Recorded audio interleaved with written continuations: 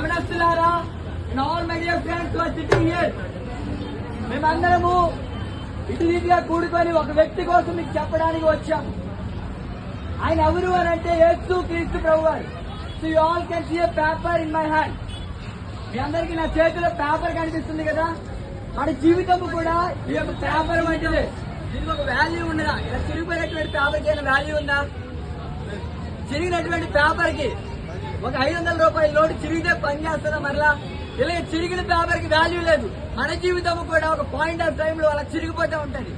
కానీ ఆ జీవితానికి వాల్యూ ఇచ్చినటువంటి పర్సన్ ఒకరు ఉన్నారు.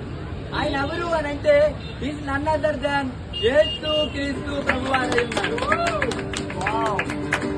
2025 సంవత్సరముల క్రితము ఆయన ఈ భూమి మీదకి వచ్చి నీవు చేసినటువంటి పాపముల నిమిత్తము, నేను చేసినటువంటి పాపముల నిమిత్తము ఆయన పుట్టి సిలువలో మరణించి నీకు నిత్య జీవాన్ని ఇచ్చి ఆయన తిరిగి లేచారు. మళ్ళా అదే యేసు క్రీస్తు ప్రభువారు రాజుగా తిరిగి రాబోతున్నారు. మీ పాపములను మీరు ఒప్పుకొని నిత్యమైనటువంటి రక్షకుడు యేసు క్రీస్తు ప్రభువారిని తెలుసుకునండి, నిత్య జీవము పొందండి. మీ అందరికీ కూడా క్రిస్మస్ శుభాకాంక్షలు తెలియజేస్తున్నాము. God bless you all.